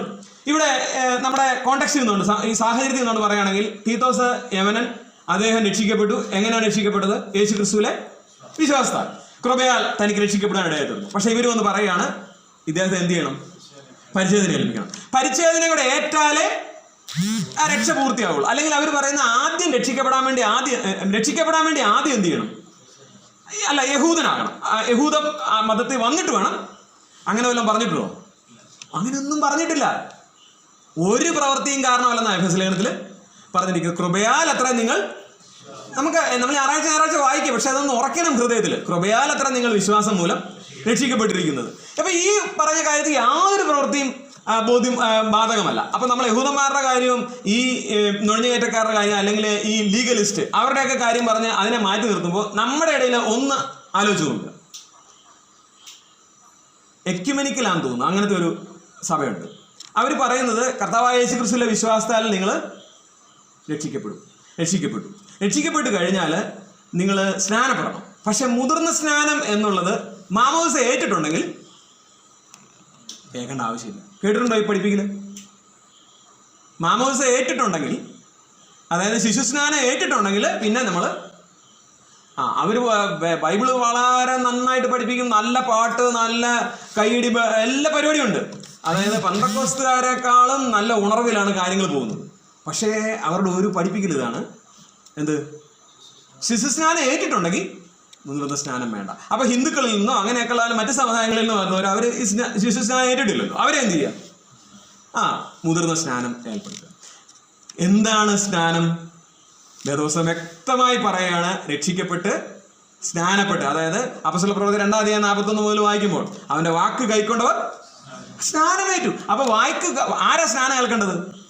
രക്ഷിക്കപ്പെട്ടവർ, അല്ലെങ്കിൽ വാക്ക് കൈക്കൊണ്ടവര്. ഇത് ആദിമ കാലത്ത് സഭയിൽ ഇത് ഒരു 2 പ്രോസസ് ആയിരുന്നില്ല, ഒരേ സമയം അല്ലെങ്കിൽ സൈമിൾട്ടേനിയസ് ഏകദേശം ഒരേ സമയത്ത് തന്നെ നടന്നുകൊണ്ടിരുന്നതാണ്. പിന്നീടാണ് നമ്മളാണ് ഇപ്പം ഈ രക്ഷിക്കപ്പെട്ട് കഴിഞ്ഞ് ശരിക്കും രക്ഷ ഉറച്ചോ മൂത്തോ എന്നൊക്കെ ചെക്ക് ചെയ്ത് ഞാൻ അതിനെയൊന്നും വിമർശിക്കുക കുറ്റപ്പെടുത്തുകയല്ല. നമുക്ക് നമ്മുടേതായ എന്താ പറയുക പിന്നെ സാഹചര്യങ്ങളൊക്കെ ഒത്തു വരണമല്ലോ. അപ്പോൾ എന്നാൽ അങ്ങനെ ആയിരുന്നില്ല ആദ്യമേ. നമ്മൾ ഷണ്ണന്റെ കാര്യമൊക്കെ വായിച്ചിട്ടുണ്ടല്ലോ. പോകുന്ന വഴിക്ക് ഫിലിപ്പോസ് സുവിശേഷം പറഞ്ഞു. ഷണ്ണൻ എന്ത് ചെയ്തു? വെള്ളമുള്ളൊരു സ്ഥലം കണ്ടപ്പോൾ അങ്ങോട്ട് പറയുകയാണ്, ഇതാ വെള്ളമുള്ളൊരു സ്ഥലം, ഞാൻ സ്നാനപ്പെടുന്നതിന് എന്ത് വിരോധം? ഉടനെ എന്നാ വേഗം സ്നാനപ്പെട്ടോ എന്ന് പറഞ്ഞ് പ്രോത്സാഹിപ്പിക്കുകയല്ലേ ചെയ്തത്. ഈ പൂർണ്ണ ഹൃദയത്തോടെ വിശ്വസിക്കുന്നെങ്കിൽ ആകാം. ഞാൻ വിശ്വസിക്കുന്നെന്ന് ഷണ്ണൻ പറഞ്ഞതിന്റെ അടിസ്ഥാനത്തിൽ അവർ ഇരുവരും വെള്ളത്തിലിറങ്ങി സ്നാനപ്പെട്ടു. അപ്പൊ ഇതാണ് മാതൃക എന്ന് പറയുന്നത്. ഞാൻ പറഞ്ഞത് രക്ഷിക്കപ്പെട്ടവരെന്ത് ചെയ്യണം? സ്നാനപ്പെടണം. രക്ഷിക്കപ്പെട്ട് കഴിഞ്ഞിട്ട് സ്നാനപ്പെടേണ്ട എന്ന് പഠിപ്പിക്കുന്ന ആൾക്കാരുണ്ട്. ഇപ്പോൾ ഈ ഗേറ്റ് പോലെയുള്ള ആൾക്കാരുടെ ഒരു ഇത് എന്താണ്?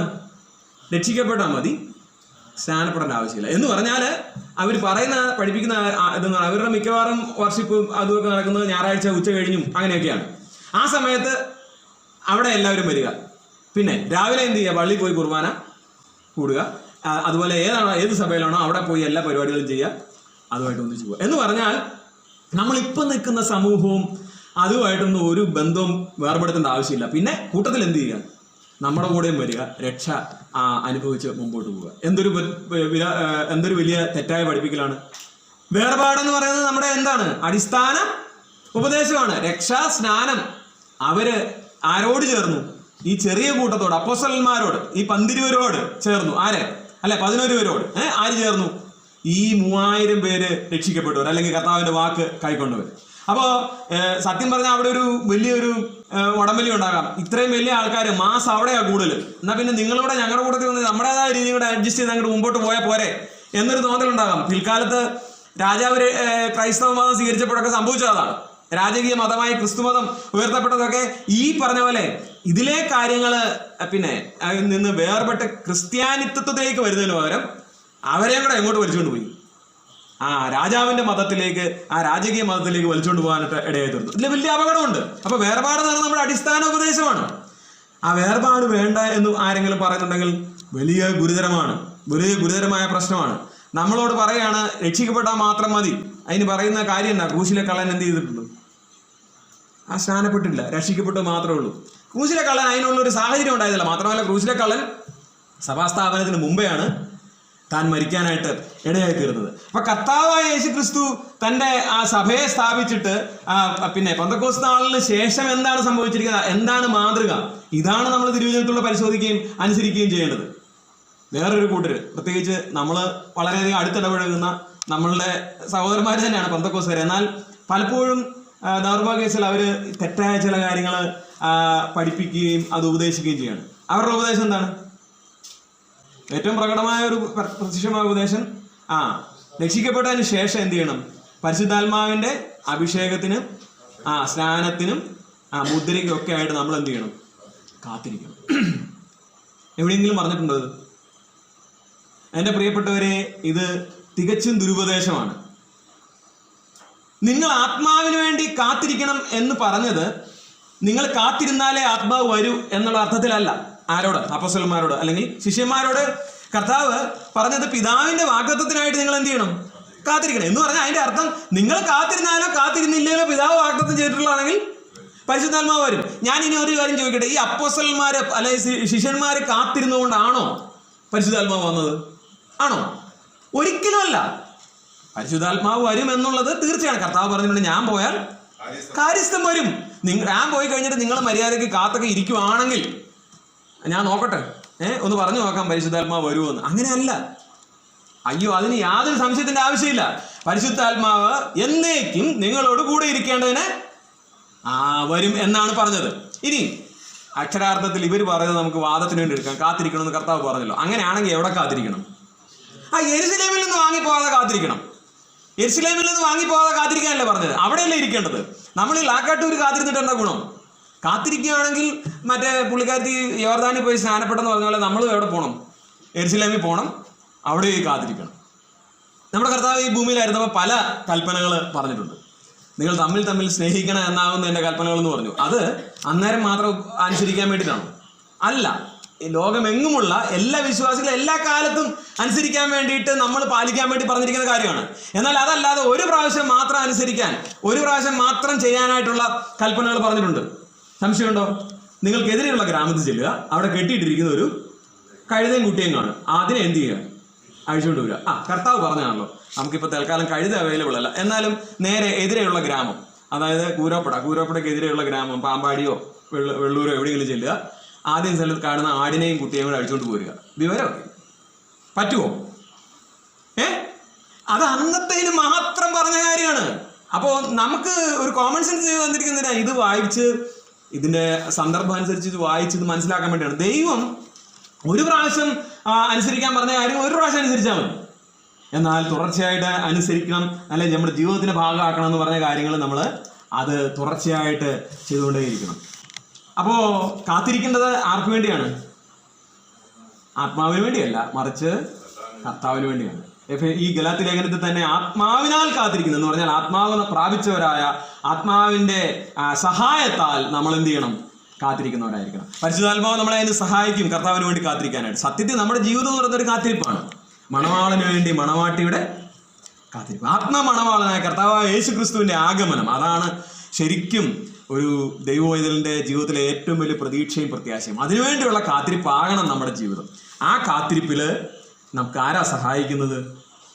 പരിശുദ്ധാത്മാവായ ദൈവമാണ്. ആ പരിശുദ്ധാത്മാവിനാലാകണം നമ്മൾ കാത്തിരിക്കേണ്ടത്. പിന്നെ ഒരുപാടുണ്ട് പറയാനായിട്ട്.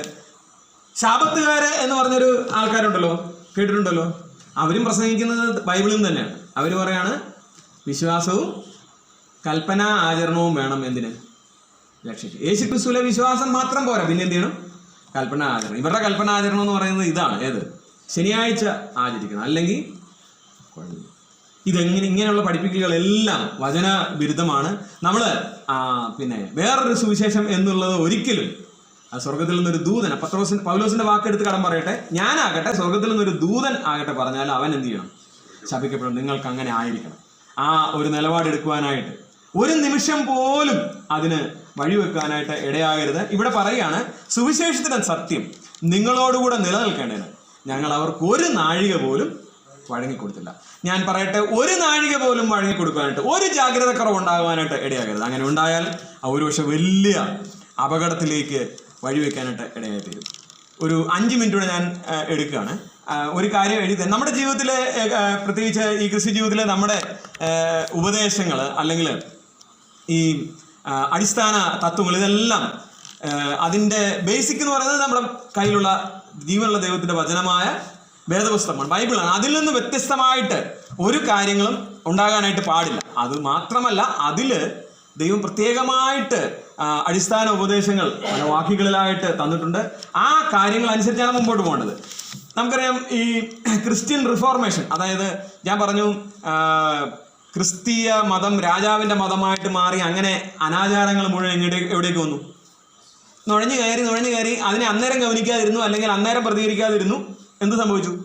അടിമുടി മുഴുവൻ മലിനമായി പോയി. അങ്ങനെ ക്രിസ്തുമതം എന്ന് പറയുന്നത് പിന്നെ എന്താ പറയുക, ഒരു ബുദ്ധിമുട്ടും ഇല്ലാതെ എല്ലാവർക്കും അംഗീകരിച്ച് എല്ലാ തോന്നിവാസങ്ങളും കാണിച്ചു പോകാവുന്ന ഒരു മതമായിട്ട് വളർത്തപ്പെടാനായി തീർന്നു. എന്നാൽ മാർട്ടിൻ ലൂതറിന്റെ കാലത്ത് നമുക്കറിയാം ആ റിഫോർമേഷൻ ഉണ്ടായി, നവോത്ഥാനം ഉണ്ടാകാനിടയായി തീർന്നു. ആ നവോത്ഥാനത്തോട് ബന്ധപ്പെട്ട് അല്ലെ അതുമായിട്ട് ഒക്കെ ബന്ധപ്പെട്ട് പറഞ്ഞിട്ടുള്ള 5 സോളാസ്, 5 ഏറ്റവും ഉന്നതമായ വാക്കുകൾ എന്ന് പറഞ്ഞിട്ട് ഉള്ള foundational set of theological principles എന്ന് പറഞ്ഞിട്ടുള്ള, അല്ലെങ്കിൽ ഗ്രേറ്റ് വാച്ച് വേർഡ്സ് എന്ന് പറഞ്ഞിട്ടുള്ള 5 വാക്കുകളുണ്ട്.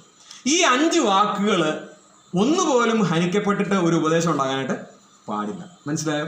അതിനാണ് 5 സോള. സോള എന്ന് പറഞ്ഞാൽ യൂണീക്ക്, അല്ലെ ഒന്ന് എന്നുള്ള അർത്ഥമാണുള്ളത്. ഇത് ലാറ്റിൻ വാക്കാണ്. അതുകൊണ്ട് ഞാൻ അത് മാത്രം ഒന്ന് പറയാം. ഈ ഭാഗം വായിക്കാവേ. എഴുതല്ലേ ഇവിടെ?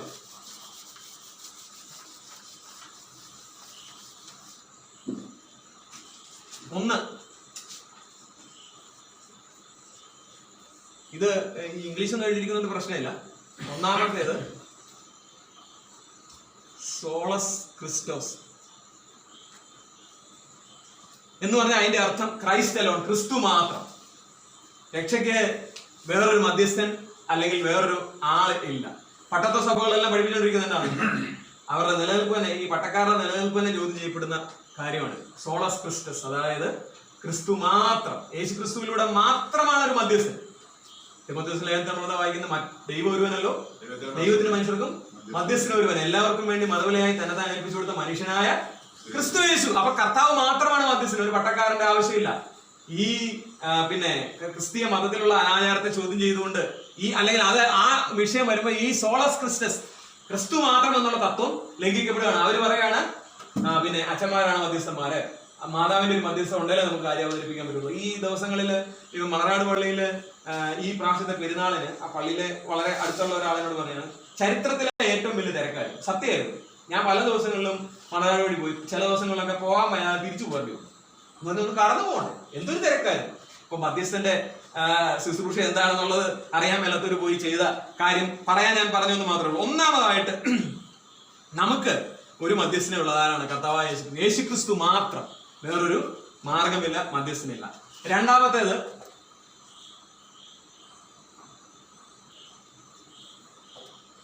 സോളി ഡിയോ ഗ്ലോറി എന്ന് പറഞ്ഞാല് ഇതിന്റെ അർത്ഥം മഹത്വം കർത്താവിന് മാത്രം, ഗ്ലോറി ടു ഗോഡ് അലോൺ. ഇതൊക്കെ ലാറ്റിൻ വാക്കാണ്. ഇതിന്റെ ഇതൊന്നും വെറുതെ ഒരു ക്ലാസ് ഒക്കെ അല്ലേ, നിങ്ങൾ ആരെങ്കിലും ഒക്കെ ചോദിക്കുക എന്നാണ് പഠിച്ചു ചോദിച്ചാൽ ഇത്രയൊക്കെ പറഞ്ഞാൽ മതി. അതിനുവേണ്ടി ഞാൻ പറഞ്ഞതേ ഉള്ളൂ. ഇതിന്റെ അർത്ഥം മഹത്വം ദൈവത്തിന് മാത്രം. നമ്മൾ 1-ാം അധ്യായത്തില് പറഞ്ഞു, ഈ രക്ഷ എന്ന് പറയുന്ന പദ്ധതിയുടെ അതിന്റെ നടത്തിപ്പില് അത് ഒന്നാമത് ദൈവത്തിന്റെ ഇഷ്ടമായിരുന്നു, ദൈവത്തിന്റെ പ്ലാനായിരുന്നു. വേറെ ആർക്കും അതിനകത്ത് പങ്കില്ല. കർത്താവായ യേശു തന്നെത്താൻ അത് ഏറ്റെടുത്ത് നടപ്പിലാക്കി. അപ്പൊ ഇവിടുത്തെ വിഷയം ദൈവത്തിന് മാത്രമാണ് ആ കാര്യത്തിൽ മഹത്വം പോകേണ്ടത്. ഞാൻ പറയട്ടെ, നമ്മള് പെന്തക്കോസ്തുകാരുടെ പ്രത്യേകിച്ച് അതുപോലുള്ള ആൾക്കാരുടെ ഒരു തെറ്റായ പഠിപ്പിക്കല് രക്ഷ നഷ്ടപ്പെട്ടു പോകും എന്ന് പറഞ്ഞിട്ടുള്ളതാണ്. അതായത് നമ്മൾ മര്യാദയ്ക്ക് ജീവിച്ചില്ലെങ്കിൽ എന്ത് വരും? വിശുദ്ധ ജീവൻ നയിച്ചില്ല എന്ന് വരും. എന്നും രക്ഷ നഷ്ടപ്പെട്ടു പോകും എന്നാണ് അവർ പഠിപ്പിക്കുന്നത്. ഇപ്പൊ പക്ഷെ അത് കുറെ ഒഴിവാക്കിയിട്ടുണ്ട്. ഇപ്പൊ അവര് അങ്ങനെയല്ല, രക്ഷിക്കപ്പെട്ടാൽ നിത്യമാണ്, നിത്യരക്ഷയാണ് എന്ന് പഠിപ്പിക്കാൻ തുടങ്ങിയിട്ടുണ്ട്. ഈ സംഗതിക്കെതിരെ പോകും. ഞാൻ ചോദിക്കട്ടെ, ഒരാൾ രക്ഷിക്കപ്പെട്ടതിന് ശേഷം വിശുദ്ധ ജീവിതം നയിച്ചാൽ മാത്രമേ രക്ഷ പൂർത്തീകരിക്കപ്പെടുന്നുള്ളതില്ല, അല്ലെങ്കിൽ ആ രക്ഷയുടെ പൂർത്തീകരണം എന്ന് പറയുന്നത് അങ്ങനെ നടക്കുള്ളൂ എന്നുണ്ടെങ്കിൽ അതിന്റെ അർത്ഥം എന്താണ്? ദൈവത്തിന് അതിനകത്ത് ഫുൾ ക്രെഡിറ്റ് കൊടുക്കാൻ പറ്റുമോ? പകുതി പോലും കൊടുക്കാൻ പറ്റില്ല. കാരണം ഞാൻ ഈ പാവചരത്തിൽ ജീവിക്കുന്നത് ഞാൻ കഷ്ടപ്പെട്ട് മറ്റേ നൂൽപ്പാലത്തേക്കൂടെ പോലെ പോയിട്ടാണ് എന്ത് ചെയ്യുന്നത്, രക്ഷ പൂർത്തീകരിക്കപ്പെടുന്നത് അല്ലെ രക്ഷിക്കപ്പെടുന്നത്. അപ്പൊ അതിന്റെ ക്രെഡിറ്റ് ആർക്കാ പോരുന്നത്? എനിക്ക് സംശയമുണ്ടോ അതിനകത്ത്? അതുപോലെ നല്ല പ്രവൃത്തികളൊക്കെ ചെയ്താല് അതും കൂടെ കൊണ്ടേ രക്ഷിക്കപ്പെടുള്ളൂ എന്ന് പറയുന്ന ആ പ്രവൃത്തികളൊക്കെ ചെയ്യുന്ന ആരാണ്? നമ്മളാണ്. അപ്പൊ പ്രവർത്തിക്കുള്ള ആ ഒരു ക്രെഡിറ്റ് തീർച്ചയായിട്ടും നമ്മളിലേക്ക് വരും. കൃപയാൽ അത്ര വിശ്വാസം പോലെ രക്ഷിക്കപ്പെട്ടത് അതിന് പ്രവർത്തികളും കാരണമല്ല എന്നുള്ളതിനെ അവിടെ തെറ്റിക്കുകയാണ്. ഓക്കെ, ഞാൻ വിശദീകരിക്കുന്നില്ല. മൂന്നാമത്തേത് സോളാ സ്ക്രിപ്ചർ. സ്ക്രിപ്ചൂറാണ് കേട്ടോ ലാറ്റിൻ എന്ന് പറഞ്ഞാല് ഇതിന്റെ അർത്ഥം ബൈ സ്ക്രിപ്ചർ അലോൺ, അല്ലെങ്കിൽ ബൈ ബൈബിൾ അലോൺ, തിരുവഴുത്ത് മാത്രം, കർത്താവ് മാത്രം, ദൈവത്തിന്റെ മഹത്വം മാത്രം. മൂന്നാമത്തേത് തിരുവഴുത്ത് മാത്രം. ഇതിൽ വലിയ പിന്നെ പ്രശ്നമുണ്ട് ഈ കാര്യം ഇത് പാലിക്കാൻ വേണ്ടി. കാരണം നമുക്കറിയാം, ഈ നമ്മുടെ നാമധേയ ക്രൈസ്തവ സഭകളൊക്കെ അവരോട് നമ്മൾ ബൈബിളിൽ ഇങ്ങനെയാണല്ലോ എഴുതിയിരിക്കുന്നത്, ബൈബിളിൽ ഇങ്ങനെയാണല്ലോ എഴുതിയിരിക്കുന്നത്. ആ ബൈബിൾ മാത്രമല്ല, ഞങ്ങൾക്ക് ഞങ്ങളുടെ എന്തുകൊണ്ടുണ്ട്, ആ പാരമ്പര്യം കൂടെ ഉണ്ട്. ഞങ്ങൾക്ക് അതോടെ നോക്കിയാലേ പറ്റത്തുള്ളൂ. ഞാൻ ഈ പങ്കടപ്പള്ളിയിലെ എന്റെ ഒരു സുഹൃത്താണ്.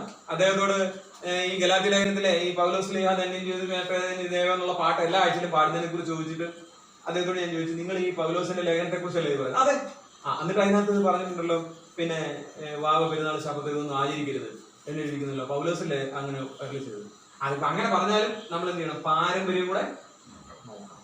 അതും കൂടെ ഇതിന്റെ ഒരു ഭാഗമാണ്. ഇത് ചുമ്മാതെ എഴുതി തന്നേക്കുന്ന കാര്യമല്ല എന്ന് പറഞ്ഞു.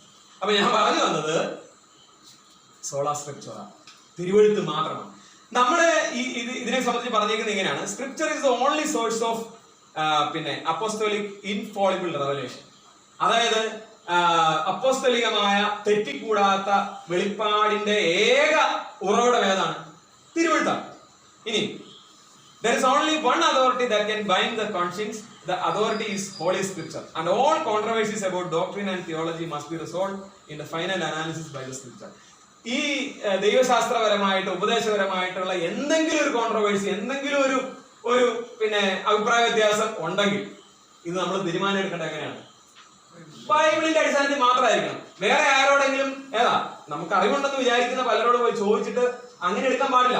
ബെരോവയിലെ വിശ്വാസികളെ കുറിച്ച് പറയുന്നത് അവര് തെസ്സലോനിക്കയിലുള്ളവരെക്കാൾ ഉത്തമന്മാരായിരുന്നു. അവരെന്താ ചെയ്തത്? വചനം കേൾക്കുക മാത്രമല്ല, അത് ഉള്ളത് തന്നെ ഒന്ന് തിരുവഴുത്തിന് ശോധന ചെയ്തു, പരിശോധിക്കുകയല്ല, ശോധന, ദിനംപ്രതി ശോധന ചെയ്യണം. അപ്പൊ അതാണ് ഇതിനകത്ത് വേണ്ടത്. ബൈബിൾ മാത്രമാണ്, അല്ലെ സ്ക്രിപ്ചർ മാത്രമാണ് ഈ അനാലിസിസ് നടത്താൻ പറ്റിയ ഒരു മാധ്യമം എന്ന് പറയുന്നത്. നാലാമത്തേത് സോളാ ഫിഡെ എന്ന് പറഞ്ഞാൽ ഫെയ്ത്ത് എലോൺ, വിശ്വാസം മാത്രം.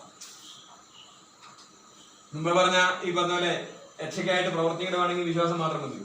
ആ പ്രിൻസിപ്പിള് അല്ലെങ്കിൽ ആ പില്ലർ, ആ ഏകത്വം നഷ്ടപ്പെടുക, ആ യുണീക്കായിട്ടുള്ള ആ തത്വം നശിപ്പിക്കപ്പെടുകയാണ്. വിശ്വാസം മാത്രം.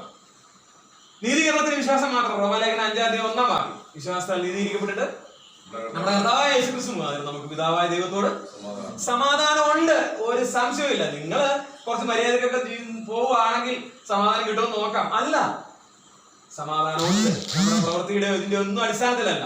നീതീകരണം എന്ന് പറയുന്നത് വിശ്വാസത്താലാണ്. നമ്മൾക്കറിയാം, ലൂക്കോസ് സുവിശേഷത്തിലെ ആ കള്ളൻ കർത്താവിനോട് പ്രാർത്ഥിക്കുന്ന ഒരു രംഗമാണ്. ആ കള്ളൻ ക്രൂശിലാണ് കിടക്കുന്നത്, അല്ലേ? അവന്റെ സമയം എണ്ണപ്പെട്ട് കഴിഞ്ഞു. ചില മിനിറ്റുകളല്ല, മണിക്കൂറുകൾക്കുള്ളിൽ മരിക്കും. ഇനി 2 കൈകളിലും കാലിലും ആണി അടിച്ചിരിക്കുക, ഇറങ്ങിപ്പോകാൻ പറ്റില്ല. തന്റെ മൂവ്മെന്റ്സ് എല്ലാം നഷ്ടപ്പെട്ടു, ഓപ്പർച്യൂണിറ്റി എല്ലാം നഷ്ടപ്പെട്ട് ഒരു ആണികളിൽ ചുറ്റപ്പെട്ട അല്ലെങ്കിൽ അതില് ബന്ധിക്കപ്പെട്ട് കിടക്കുന്ന ആ മനുഷ്യൻ ഇനി അദ്ദേഹത്തിന് രക്ഷപ്പെടാനായിട്ട് ഒരു പരിപാടിയും ചെയ്യാൻ പറ്റത്തില്ല. അതിനുള്ള സമയമില്ല, അതിനുള്ള അവസരമില്ല. പക്ഷേ ആ വ്യക്തി എന്ത് ചെയ്തു? രക്ഷപ്പെട്ടു. കർത്താവ് പറഞ്ഞു, ഇന്ന് നീ എന്നോട് പറഞ്ഞിരിക്കും. ആ കിടന്ന കിടപ്പിൽ വിശ്വാസത്താൽ അനുദപിക്കുവാനായിട്ട്, വിശ്വാസത്താൽ കർത്താവിനോട് യാചിക്കുവാനായിട്ട് രക്ഷ അല്ലെ കൃപയാൽ എന്ന് പറഞ്ഞാൽ അത്, അല്ലെ വിശ്വാസത്താൽ എന്ന് പറഞ്ഞാൽ അത് വിശ്വാസത്താൽ മാത്രമാണ്. യാതൊരു സംശയവും അതിനില്ല. ആവശ്യമല്ലേ? അല്ല, അത് രണ്ടാമത്തെ വിഷയമാണ്. നമ്മൾ ഈ കള്ളന്റെ കാര്യം പറഞ്ഞപ്പോ അത് കള്ളന് പ്രവർത്തിക്കാൻ സമയമില്ലായതുകൊണ്ടാണ്. സമയമുള്ളവരെന്ത് ചെയ്യണം? പ്രവർത്തിക്കണം. പക്ഷെ അതിനാണോ രക്ഷിക്കപ്പെടാനാണോ പ്രവർത്തിക്കുന്നത്? അല്ല. അത് നമുക്ക് എഫെസ്യൻസ് വാക്യമുണ്ട്, ക്രിസ്തുയേശുവിൽ സൽപ്രവർത്തികൾക്കായിട്ട് സൃഷ്ടിക്കപ്പെട്ടിരിക്കും. അപ്പൊ സൽപ്രവൃത്തി ചെയ്യണം, യാതൊരു സംശയമില്ല. പക്ഷേ നമ്മുടെ അടിസ്ഥാന വിഷയം രക്ഷയ്ക്കായിട്ട് ഇത് വേണോ? വേണ്ട. 5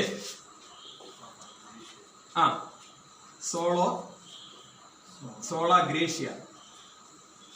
ഗ്രേഷ്യ ഉണ്ടോ? ഗ്രേഷ്യയുടെ പേരിന്റെ അർത്ഥം എന്താണെന്നറിയോ? കൃപ.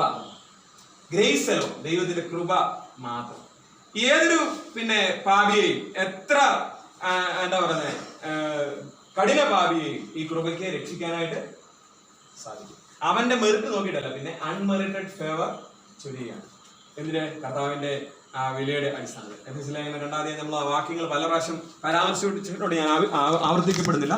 കൃപയാൽ നമുക്ക് രക്ഷപ്പെടാനായിട്ട് കഴിയും. അപ്പൊ അവിടെ പ്രവൃത്തിയോ ഇങ്ങനത്തെ ആചാരങ്ങളോ എന്തെങ്കിലും ബന്ധിപ്പിക്കാനായിട്ട് ശ്രമിച്ചാൽ ഈ പറയുന്ന 5 സോളാസ് ലംഘിക്കപ്പെടുകയാണ്. അതിന് ഇടയാകരുത്. നമ്മുടെ വരുന്ന ദിവസത്തെ ജീവിതത്തിൽ അല്ലെങ്കിൽ നമ്മുടെ പഠിപ്പിക്കലുകളിൽ, നമ്മുടെ ഇടപെടലുകളിലൊക്കെ ഇത് ശ്രദ്ധിക്കുവാൻ ഇടയായി തീരണം. ഒരു നാഴിക പോലും വഴങ്ങിക്കൊടുത്തില്ല എന്ന് പൗലോസ് അപ്പോസ്തലൻ പറയണം. എന്ന് പറഞ്ഞാൽ അതിന്റെ സീരിയസ്നെസ് അത്രയ്ക്ക് വലുതാണ്. ഇന്ന് അല്പം സമയം കൂടുതലെടുത്ത് പോയി ദയവായി ക്ഷമിക്കുമല്ലോ. കർത്താവ് നമ്മളെ സഹായിക്കട്ടെ. വരുന്ന ദിവസങ്ങളിൽ ഈ തിരുവെഴുത്തുകൾ അത് ഏത് ഉദ്ദേശത്തിൽ നമ്മൾക്ക് എഴുതി തന്നിട്ടുണ്ടോ, ജീവരക്ഷ പ്രാപിക്കേണ്ടതിന് മാത്രമല്ല, അതിൽ നിലനിൽക്കേണ്ടതിന്, അതിൽ നിന്ന് ഒരു ഇഞ്ച് പോലും വ്യതിചലിക്കാൻ ഇടയില്ലാതെ അല്ലെങ്കിൽ അതിന് ഇടയാകാതെ, ഒരു നിമിഷം പോലും പിശാചിന് അല്ലെങ്കിൽ ഇങ്ങനത്തെ അപവാദ കഥകൾ പ്രചരിപ്പിക്കുന്നവർക്ക് വഴങ്ങിക്കൊടുക്കാതെ നമ്മുടെ വിശ്വാസം അതിൻ്റെ കർത്താവിനോടുള്ള ആ വിശ്വാസത്തിൻ്റെ പ്രകടമായ ഭാവമായ ആശ്രയവും അനുസരണവും പുലർത്തിക്കൊണ്ട് വരുന്ന ദിവസങ്ങളിൽ ജീവിക്കാനായിട്ട് നമുക്കിടയായി തീരട്ടെ. അതിന് കർത്താവ് നമ്മളെ സഹായിക്കട്ടെ. അവിടുത്തെ നാമം വാഴ്ത്തപ്പെടുമാറാകട്ടെ.